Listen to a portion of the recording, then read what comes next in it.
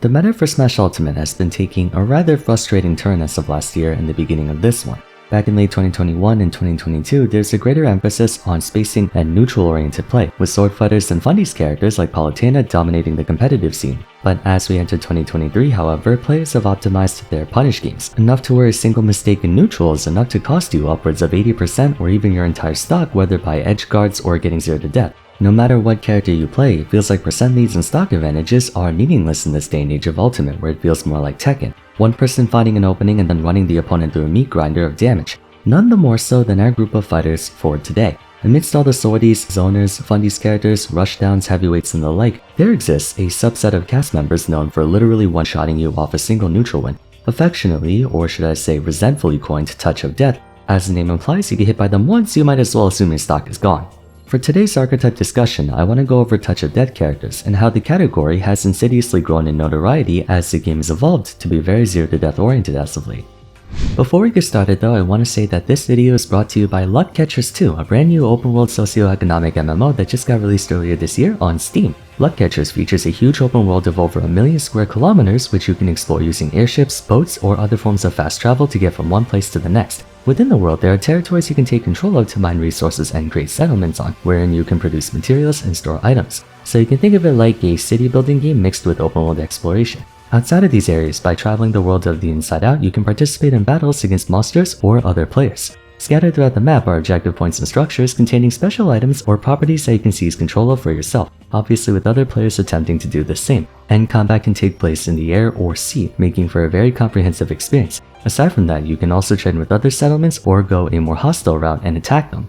Luck Catchers 2 has events on a daily and weekly basis, ensuring you'll always have something to do. They also have a wide selection of character building options, as well as ships, airships, and stragglers that you can upgrade and improve on. It's a really interesting take on the MMO genre, incorporating city planning strategy with open world exploration that I don't think I've ever seen before. If you're interested in checking it out, it's currently free to play on Steam. Use my promo code Vars and you get 6 medallions which allow you to instantly receive a skill and 5,000 gold upon starting your journey. Thanks again to Luck Catchers for sponsoring the video, but for now, let's talk about some Touch of Death characters.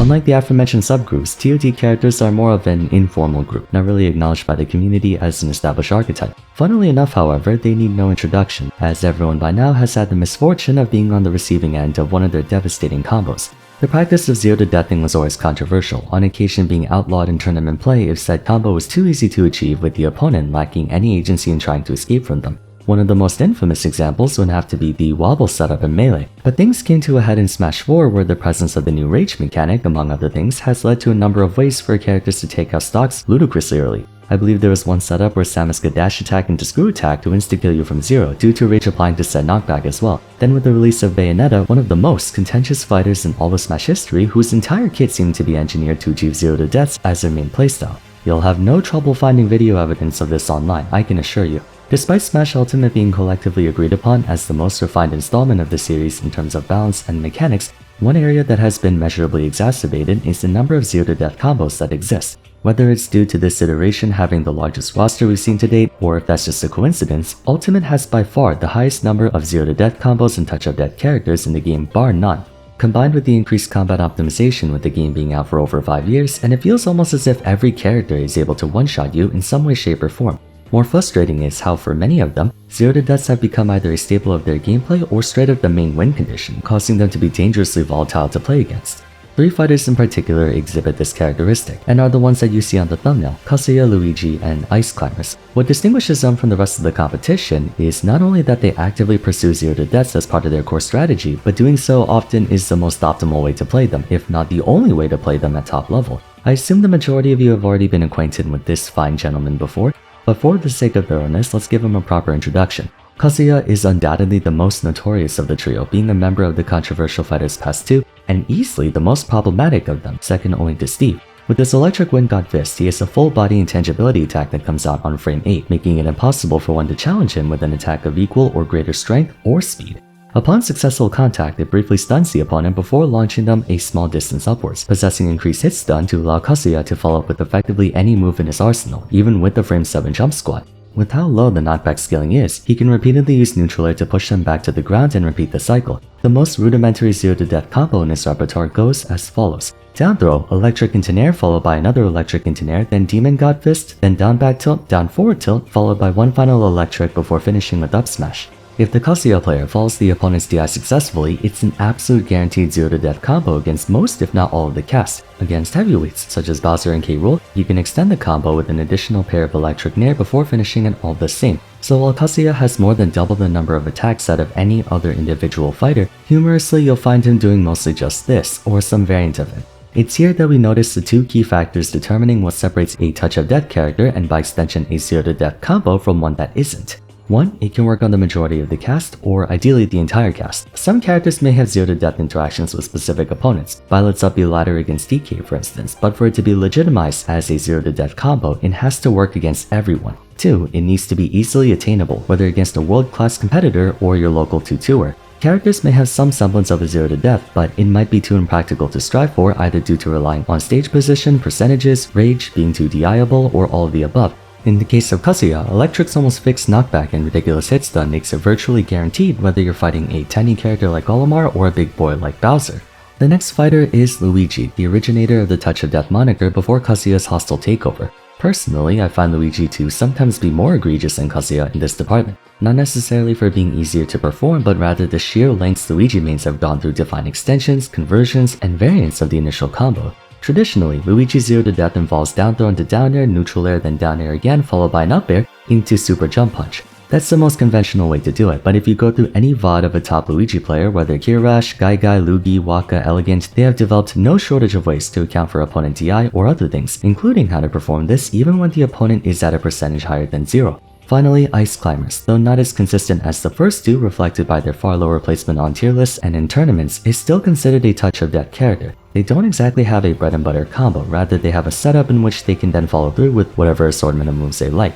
It usually begins with an intentional desync, followed by a down throw before continuing with typically a chain of squall hammers to push the opponent as close to the ledge as possible. From then on you tend to see them making use of footstools or other forms of damage before ending in either a forward air to spike off stage or a forward smash. The principle remains the same, Ices get their hands on you and you basically die.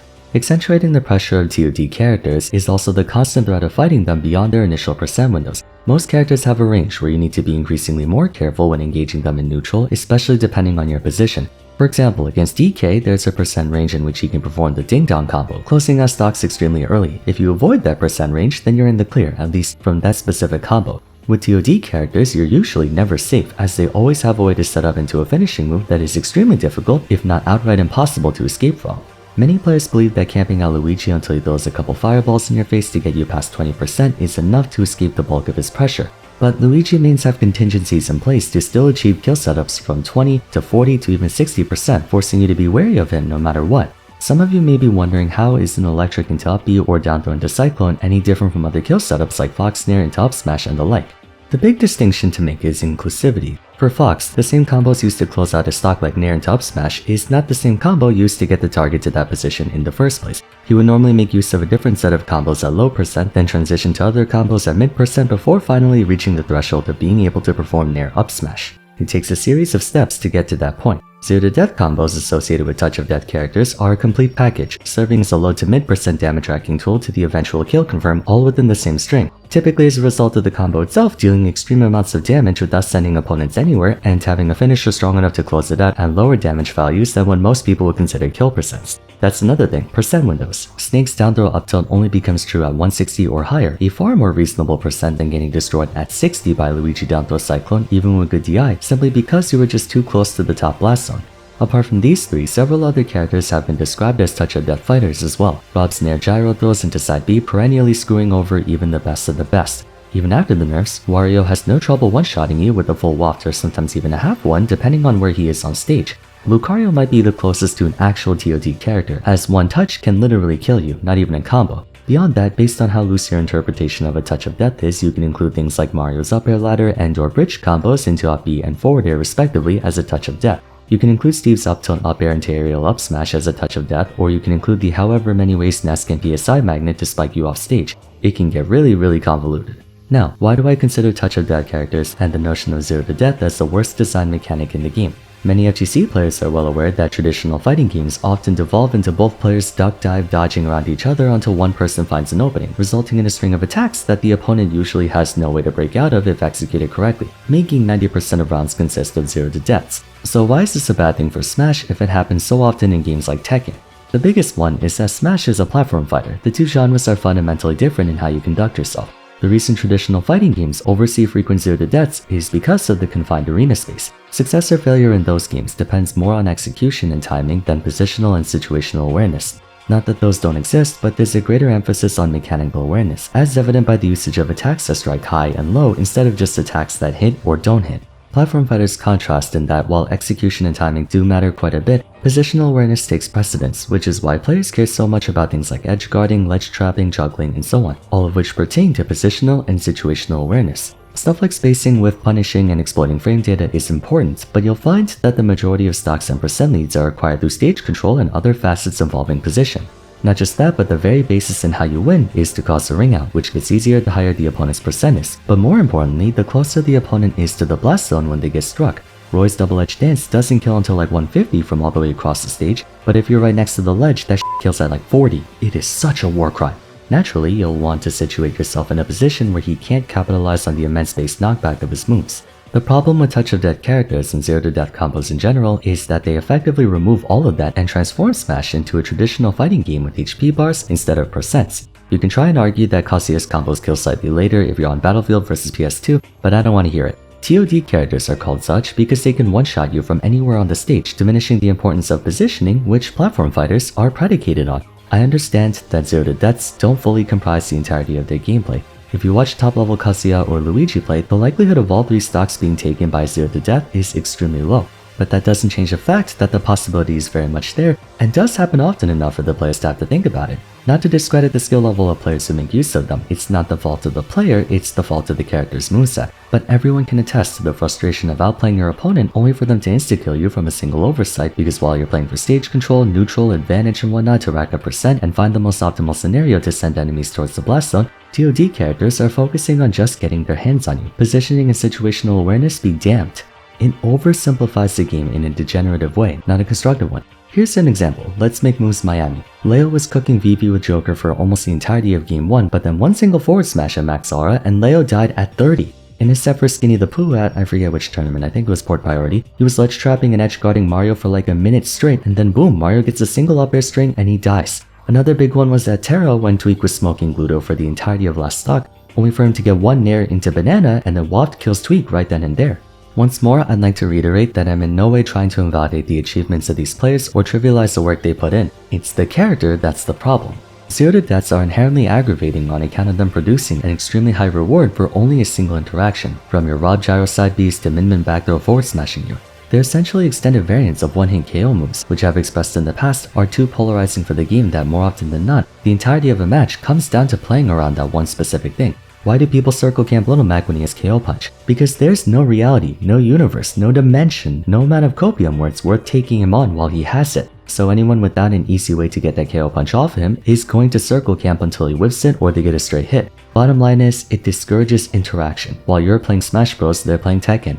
Again, nothing wrong with how Tekken plays out, but if that's not how the game is intended to play, it creates a disconnect between players, forcing them to play in such a way that prevents them from having full agency in the game. While this is most evident within the 3 touch of death characters I mentioned, it honestly extends to everyone with an easy 0 to death combo, like again, Wario, Rob, Mario, Smash 4 Bayo, Steve, what have you, instead of a complex, multi-dimensional game plan that taxes everything you know about Smash Ultimate, from neutral to advantage to disadvantage to stage control to juggling to whiff punishing to ledge trapping to edge guarding to recovery to shield pressure. All of that is thrown out the window and replaced with avoid electric, avoid the plunger, avoid Wario's up tilt, avoid this, avoid that. You have no choice but to zero in on that because ignoring it is borderline suicide against these type of characters, and in doing so, they can abuse the fact that all of your attention is on that and surprise you with everything else the character can do.